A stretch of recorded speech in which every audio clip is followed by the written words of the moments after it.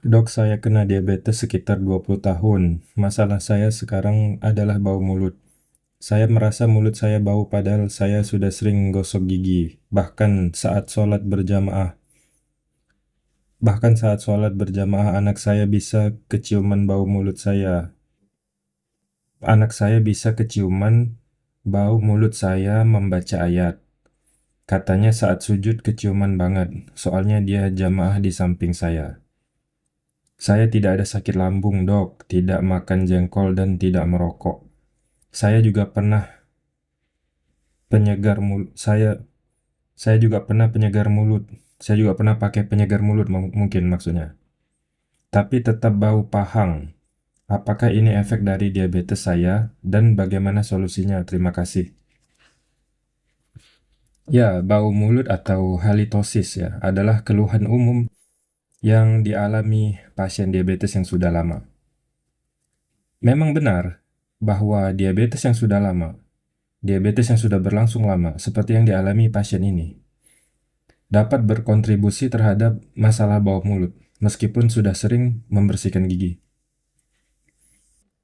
Ini tentu saja bisa mengganggu kepercayaan diri dan kenyamanan sosial, termasuk saat beribadah seperti sholat berjamaah. Ada beberapa alasan medis kenapa bau mulut tetap terjadi meski gigi sudah sering dibersihkan. Yang pertama adalah faktor diabetesnya. Diabetes yang berlangsung lama bisa menyebabkan perubahan pada mulut dan gusi, berupa pertama, mulut kering atau xerostomia. Diabetes dapat menyebabkan penurunan produksi air liur. Air liur memiliki peran penting dalam membersihkan sisa-sisa makanan dan bakteri di dalam mulut. Jika produksi air liur berkurang, bakteri dapat berkembang biak dengan lebih cepat, menghasilkan senyawa sulfur yang mudah menguap dan menyebabkan bau mulut. Yang kedua adalah infeksi pada gusi atau periodontitis. Penderita diabetes cenderung lebih rentan terhadap infeksi bakteri dan jamur, termasuk infeksi pada gusi dan jaringan pendukung gigi atau periodontitis. Ya. Kadar gula darah yang tinggi dapat melemahkan sistem kekebalan tubuh dan menciptakan lingkungan yang ideal bagi pertumbuhan bakteri penyebab infeksi. Infeksi gusi dapat menghasilkan nanah dan jaringan nekrotik atau jaringan yang mati.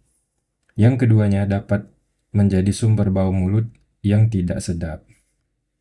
Yang kedua adalah faktor ketosis. Jika kadar gula darah tidak terkontrol dengan baik, tubuh akan kesulitan menggunakan glukosa sebagai sumber energi utama. Lebih tepatnya ketika kadar insulinnya sangat berkurang atau sedikit sekali, akibatnya gula darah meningkat kan. Nah, tapi karena rendahnya kadar insulin, tubuh tidak bisa menggunakan glukosa, tidak bisa menggunakan gula darah sebagai energi. Akibatnya, tubuh mulai memecah lemak untuk menghasilkan energi. Nah, peristiwa ini disebut ketosis. Ya, ketosis. Proses pemecahan lemak untuk menghasilkan energi, untuk menjadi bahan bakar. Proses pemecahan lemak ini akan menghasilkan zat sampingan yang disebut keton. Keton memiliki bau yang khas, yang sering digambarkan sebagai bau buah yang busuk, atau bau aseton, penghapus cat kuku itu. Nah, bau keton ini bisa tercium melalui nafas yang menyebabkan bau mulut yang tidak sedap. Kemudian yang ketiga, faktor selain gigi dan gusi. Banyak orang menggosok gigi secara rutin, tapi lupa bahwa permukaan lidah juga harus dibersihkan, karena banyak bakteri anaerob hidup di celah-celah papila lidah. Kemudian juga langit-langit dan bagian dalam pipi. Di sini juga bisa terjadi penumpukan sisa makanan atau lendir yang berkontribusi menimbulkan bau mulut. Lalu bagaimana solusinya? Nah, berikut ini beberapa langkah yang bisa kita coba ya. Yang pertama, kontrol gula darah yang optimal. Langkah pertama dan yang terpenting adalah memastikan kadar gula darah terkontrol dengan baik. Ini akan membantu mengurangi produksi keton jika itu yang menjadi penyebabnya, dan juga membantu meningkatkan sistem kekebalan tubuh untuk melawan infeksi. Yang kedua, atasi mulut kering. Caranya dengan memperbanyak minum air putih sepanjang hari.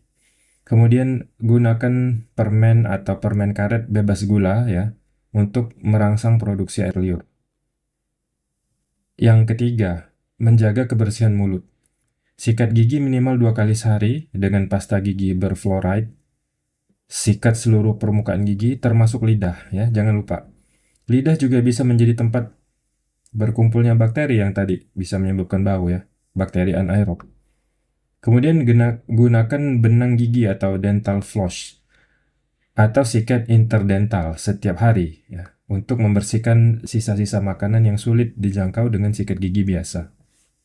Kemudian periksakan kesehatan gigi dan gusi secara teratur. Kunjungi dokter gigi setidaknya setiap 6 bulan sekali untuk pemeriksaan rutin dan pembersihan karang gigi. Dokter gigi dapat mengevaluasi kondisi gusi dan memberikan perawatan jika ada infeksi atau masalah periodontal. Demikian, wallahu a'lam bishawab.